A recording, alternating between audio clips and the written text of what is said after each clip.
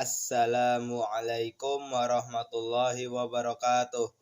Perkenalkan, nama saya Syahandra Fakhrullah Jenisar. Saya kelas 11 agama. Saya akan menjelaskan materi bab 4 mengenai peradilan. Peradilan. Menurut bahasa, peradilan berasal dari bahasa Arab qada'un yang berarti memutuskan, memberi keputusan atau menyelesaikan. Menurut istilah, peradilan merupakan suatu lembaga pemerintahan yang ditugaskan untuk menyelesaikan perkara dengan adil berdasarkan hukum atau ketetapan negara yang berlaku. Menurut istilah syarak atau Islamik, peradilan merupakan memutuskan persengketaan di antara manusia satu dengan manusia lainnya atau kelompok satu dengan kelompok lainnya untuk menghindarkan perselisihan atau permusuhan atau pertikaian dengan menggunakan hukum-hukum yang disyariatkan atau ditentukan oleh Allah Subhanahu wa taala. Tugas dan fungsi peradilan.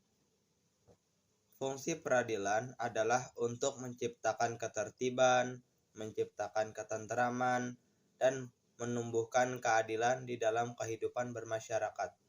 Adapun tugas dari peradilan adalah yang pertama, mendamaikan dua pihak atau sekelompok pihak atau beberapa pihak yang bersengketa.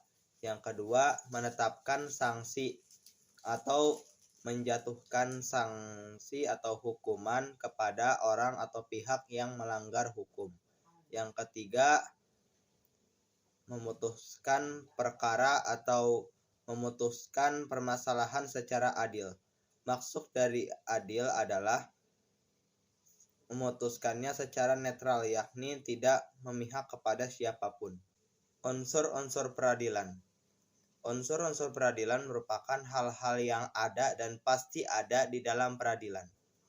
Hal-hal yang ada dan pasti ada di dalam peradilan, yang pertama adalah hakim. Apa itu hakim? Hakim merupakan orang yang diangkat oleh pemerintah untuk menjadi hakim dalam menyelesaikan perselisihan atau permasalahan yang dialami oleh penggugat. Tujuan hakim atau fungsi hakim adalah untuk menyelesaikan perkara yang dialami oleh penggugat untuk menentukan keadilan, apakah penggugat itu diterima laporannya atau penggugat itu diberikan keadilan atau tidak. Itulah fungsi dari hakim. Yang kedua adalah hukum. Apa itu hukum? Hukum merupakan keputusan yang ditetapkan oleh hakim di dalam pengadilan. Hukum itu bersifat mengikat. Maksud dari mengikat adalah hukum itu tidak dapat diubah menjadi hal-hal yang diperbarui. Hukum itu sudah ada sejak zaman dulu. Jadi, apabila hakim ingin menggunakan hukum, itu harus sesuai dengan hukum yang ada, tidak boleh ditambah-tambah. Yang ketiga adalah hak.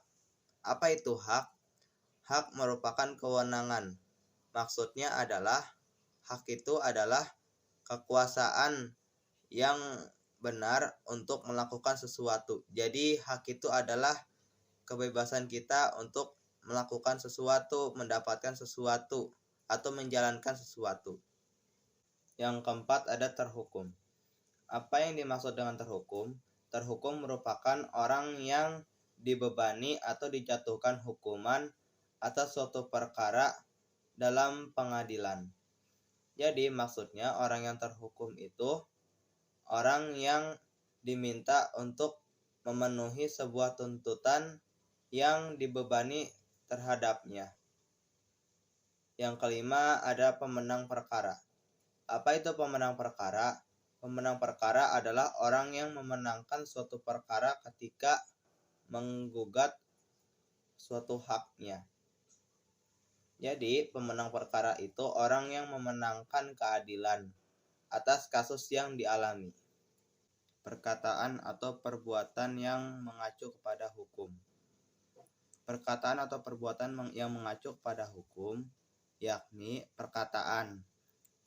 Perkataan yang mengacu pada hukum, semisal perkataan hakim untuk menentukan yang terdakwa itu, apakah hakim itu akan mengatakan hukuman ini atau hakim akan mengatakan hukuman itu yang pantas untuk diterima kepada terdakwa. Adapun perbuatan yang mengacu pada hukum, perbuatan hakim yang menentukan apakah si terdakwa itu diterima hukum ini atau si terdakwa diterima hukum itu dengan melakukan pukulan palu sebanyak 3 kali. Objek peradilan. Objek peradilan dapat berupa jarimah. Maksud jarimah adalah keputusan hakim untuk menentukan apa hukuman yang pantas didapatkan kepada terdakwa.